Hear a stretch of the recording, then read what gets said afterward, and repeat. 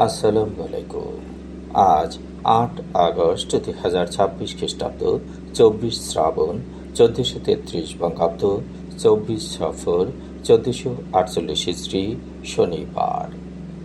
সংবাদ পাঠ করছি মনির হোসেন কামাল। প্রথমেই শুনবেন সংবাদ শিরোনাম। মানসম্মত চিকিৎসা নিশ্চিত করতে চায় সরকার। ফেসবুকে ভিডিও দেখে আদালতের মামলা।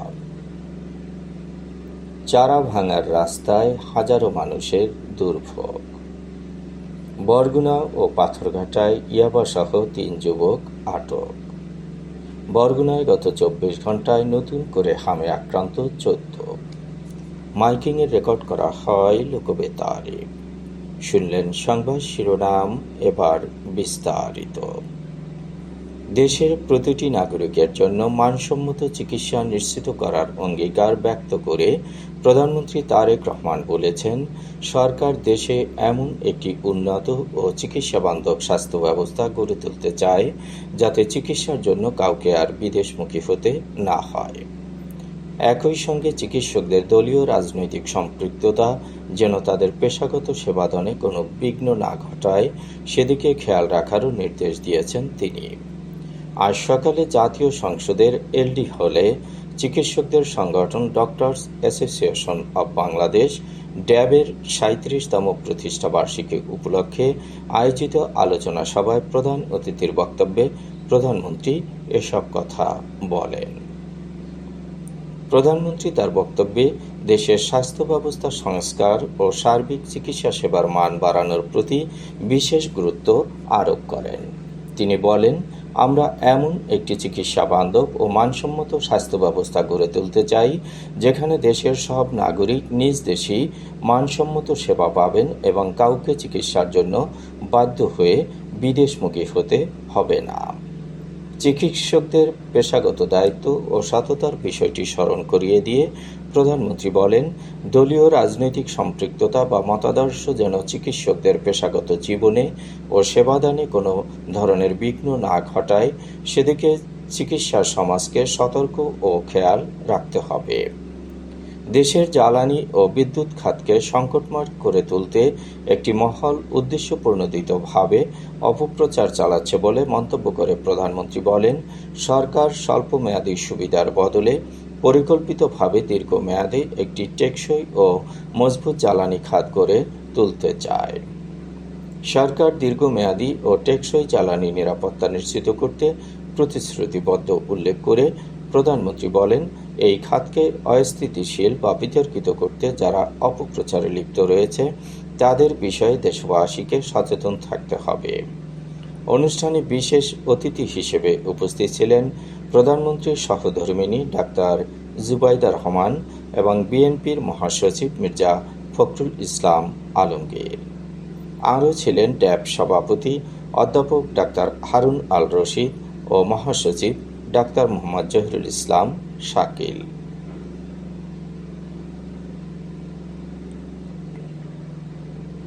বেতাগীতে কিশোরকে নির্মমভাবে মারধর ও নির্যাতনের ৩৭ সেকেন্ডের একটি ভিডিও সামাজিক যোগাযোগ মাধ্যমে ছড়িয়ে পড়ার ঘটনায় আদালত স্বপ্রণোদিত হয়ে মামলা গ্রহণ করেছেন। একই সঙ্গে ঘটনার বিস্তারিত তদন্ত করে আগামী ১৬ আগস্টের মধ্যে প্রতিবেদন দাখিলের জন্য বেতাগী থানার ভারপ্রাপ্ত কর্মকর্তাকে নির্দেশ দেওয়া হয়েছে। বরগুনার দ্রুত বিচার আদালতের senior judicial magistrate Mohammad Anwar Hossain গতকাল এ আদেশ দিয়েছেন। মামলাটি বিবিধ ১ নম্বর মামলা হিসেবে গ্রহণ করা হয়েছে।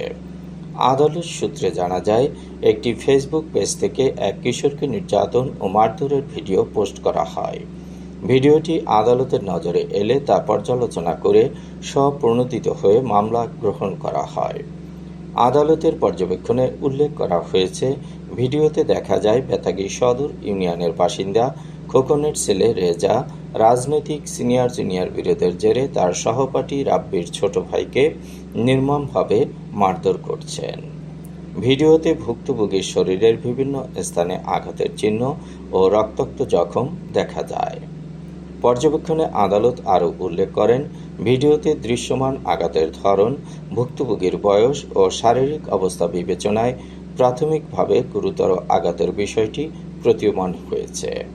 ভিডিওটি সামাজিক মাধ্যমে ব্যাপকভাবে ছড়িয়ে পড়ার বিষয়টিও আদালতের নজরে এসেছে। অভিযুক্তদের পূর্ণাঙ্গ পরিচয় এখনও নিশ্চিত নয়। এছাড়া ভুক্তভোগীর আঘাতের প্রকৃতি নির্ধারণে চিকিৎসা সনদ সংগ্রহ এবং সাক্ষীদের পরিচয় নিশ্চিত করারও প্রয়োজন। তাই ঘটনার পূর্ণাঙ্গ তদন্ত অপরিহার্য। অভিযুক্ত রেজার সঙ্গে যোগাযোগের চেষ্টা করা হলেও তাকে পাওয়া যায়নি। তবে এক ভিডিও বার্তায় তিনি দাবি করেন, নির্যাতিত কিশোর বিভিন্ন সময় মেয়েদের উত্ত্যক্ত করতেন এবং তার বোনকেও উত্ত্যক্ত করেছিলেন। এ কারণেই তাকে মারধর করা হয়েছে। আদালতের স্বপ্রণোদিত মামলা গ্রহণের পর ঘটনাটি ব্যাপক আলোচনার জন্ম দিয়েছে। বেতাগী থানার ওসি মোহাম্মদ হারুনুর রশিদ হাওলাদার জানিয়েছেন, আদালতের নির্দেশে মামলা হয়েছে। ঘটনাটি গুরুত্বের সঙ্গে তদন্ত করা হচ্ছে। তদন্তে প্রাপ্ত তথ্য প্রমাণের ভিত্তিতে প্রয়োজনীয় আইনগত ব্যবস্থা নেওয়া হবে। বরগুনা সদর উপজেলার এম বালিয়াতলী ইউনিয়নের চারাভাঙ্গা গ্রামের সড়কের বেহাল দশায় চরম ভোগান্তিতে পড়েছেন হাজারো মানুষ। সামান্য বৃষ্টিতেই সড়কটি কাদায় পরিণত হওয়ায় স্বাভাবিক চলাচল ব্যাহত হচ্ছে। দীর্ঘদিন ধরে রাস্তাটি সংস্কার না হওয়ায় ক্ষোভ বাড়ছে এলাকাবাসীর। সড়কটির এমন দুরবস্থার প্রতিবাদ জানাতে গতকাল কর্দমাক্ত রাস্তায় বসে অভিনব প্রতিবাদ করেছেন স্থানীয় কন্টেন্ট ক্রিয়েটর সিদ্দিক ফকির। তার এই প্রতিবাদের ছবি সামাজিক যোগাযোগ মাধ্যমে ছড়িয়ে পড়লে বিষয়টি নিয়ে আলোচনা শুরু হয়। স্থানীয়দের অনেকেই বলছেন, সিদ্দিক ফকিরের এই প্রতীকী প্রতিবাদ চারাভাঙ্গা গ্রামের দীর্ঘদিনের দুর্ভোগের চিত্রই তুলে ধরেছে। চারাভাঙ্গা গ্রামের মানুষের দৈনন্দিন চলাচলের গুরুত্বপূর্ণ এই সড়কটি দীর্ঘদিন ধরে সংস্কারের অভাবে বেহাল অবস্থায় রয়েছে। বর্ষা মৌসুমে সড়কের বিভিন্ন স্থানে পানি ও কাদা জমে যায়। এতে হেঁটে চলাচল করাও কঠিন হয়ে পড়ে।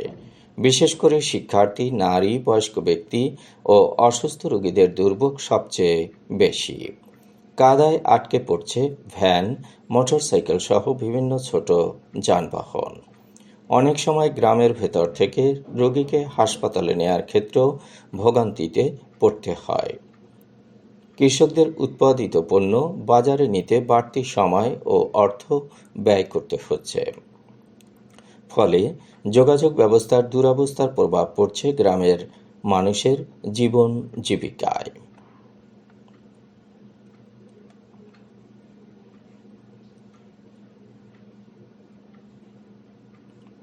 বরগুনায় ইয়াবাসহ 2 যুবককে গ্রেপ্তার করেছে পুলিশ।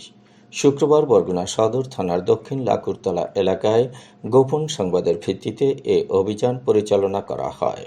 জেলা গোয়েন্দা শাখার এসআই অসীম বিশ্বাসের নেতৃত্বে সঙ্গীয় ফোর্স দক্ষিণ লাকুরতলা 3 নম্বর ওয়ার্ডে আব্বাস উদ্দিন তালুকদারের চায়ের দোকানের সামনের পাকা সড়কে অভিযান চালিয়ে 2 জনকে আটক করে। গ্রেপ্তারকৃতরা হলেন চরকগাছিয়া গাবতলা এলাকার বাসিন্দা সাকিব কাজী এবং জাকারিয়া। অভিযানের সময় তাদের কাছ থেকে 50 পিস অবৈধ ইয়াবা ট্যাবলেট উদ্ধার করা হয়। উদ্ধারকৃত ইয়াবার আনুমানিক বাজার মূল্য প্রায় 15,000 টাকা। 2 আসামির বিরুদ্ধে মাদকদ্রব্য নিয়ন্ত্রণ আইনে বরগুনা সদর থানায় মামলা হয়েছে। অপরদিকে পাথরঘাটায় 81 পিস ইয়াবাসহ 1 যুবককে আটক করেছে কোস্টগার্ড। গতকাল সন্ধ্যায় কাঁঠালতলী বাস স্ট্যান্ড থেকে ইমন হোসেনকে ইয়াবাসহ আটক করা হয়। বরগুনায় গত 24 ঘণ্টায় নতুন করে হামে আক্রান্ত হয়েছে 14 জন। চলতি বছরে হামে আক্রান্ত রোগীর সংখ্যা 1246 জন। নিশ্চিত হাম রোগী শনাক্ত হয়েছে 77 জন। সুস্থ হয়ে বাড়ি ফিরেছে 1163 জন। এখন পর্যন্ত মারা গেছে 9 জন। গত 24 ঘণ্টায় বরগুনায় নতুন করে ডেঙ্গুতে আক্রান্ত হয়েছে 27 জন। চলতি বছরে এখন পর্যন্ত ডেঙ্গু আক্রান্ত রোগীর সংখ্যা 556 জন। হাসপাতালে ভর্তি আছেন 43 জন। মাইকিংয়ের রেকর্ড করা হয় লোকবেতারে। সুমধুর ও সুস্পষ্ট কণ্ঠে মাইকিংয়ের জন্য লোকবেতারের বিকল্প নেই। লোকবেতারের সাউন্ডপ্রুফ স্টুডিওতে করা হচ্ছে গান ও নাটকের রেকর্ড। সেই সাথে লোকবেতারে নামমাত্র টাকায় প্রচার করা হচ্ছে বিজ্ঞাপন। 15 সেকেন্ডের বিজ্ঞাপন প্রচারিত হচ্ছে মাত্র 500 টাকায়। 30 সেকেন্ডের বিজ্ঞাপন 1000 টাকা, 45 সেকেন্ডের বিজ্ঞাপন 1500 টাকা আর 1 মিনিটের বিজ্ঞাপন প্রচার করা হয় মাত্র 2000 টাকায়। নির্ধারিত টাকার বিনিময়ে প্রতিদিন কমপক্ষে 5 বার করে পুরো 1 মাস বিজ্ঞাপন প্রচার করা হবে। মাইকিং ও বিজ্ঞাপনের জন্য যোগাযোগ করবেন 0-17755664445 নম্বরে। এবারে শুনবেন আবহাওয়ার খবর। মৌসুমী বায়ুর অক্ষের বর্ধিতাংশ রাজস্থান, মধ্যপ্রদেশ, উত্তরপ্রদেশ, বিহার, পশ্চিমবঙ্গ ও বাংলাদেশের উত্তরাঞ্চল হয়ে আসাম পর্যন্ত বিস্তৃত রয়েছে। মৌসুমী বায়ু বাংলাদেশের উপর মোটামুটি সক্রিয় এবং উত্তর বঙ্গোপসাগরে মাঝারি অবস্থায় রয়েছে। রংপুর, ময়মনসিংহ ও সিলেট বিভাগের অনেক জায়গায়, রাজশাহী, ঢাকা, খুলনা, বরিশাল ও চট্টগ্রাম বিভাগের কিছু কিছু জায়গায় অস্থায়ীভাবে দমকা হওয়া সহ হালকা থেকে মাঝারি ধরনের বৃষ্টি অথবা বজ্রসহ বৃষ্টি হতে পারে। সেই সাথে রংপুর, ময়মনসিংহ ও সিলেট বিভাগের কোথাও কোথাও মাঝারি ধরনের ভারী থেকে ভারী বর্ষণ হতে পারে। সারা দেশে দিন এবং রাতের তাপমাত্রা একরকমই থাকতে পারে।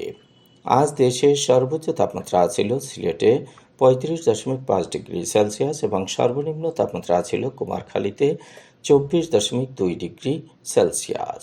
বরগুনার সর্বোচ্চ তাপমাত্রা 28.7 ডিগ্রি সেলসিয়াস, সর্বনিম্ন 25 ডিগ্রি সেলসিয়াস।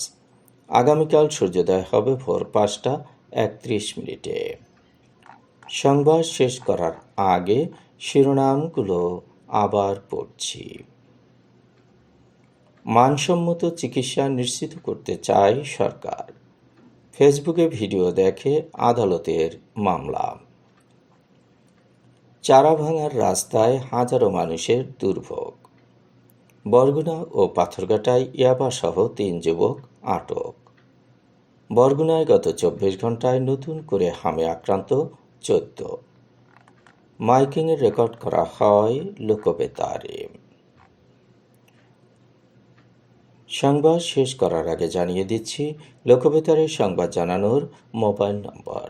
আপনার এলাকার গুরুত্বপূর্ণ সংবাদ জানাতে ফোন করুন 0-17755664445 নম্বরে। আর লোকবেতারের সাথে যুক্ত হয়ে গান শুনতে চাইলে SMS করুন 0-178297347 নম্বরে। মোবাইল করবেন 0-195943854 নম্বরে। বিশ্বের সব জায়গা থেকেই শুনতে পারবেন লোকবেতার। লোকবেতার FM.org ওয়েবসাইটের মাধ্যমে শুনুন সরাসরি অনুষ্ঠান। সংবাদ পাঠ এখানেই শেষ করছি।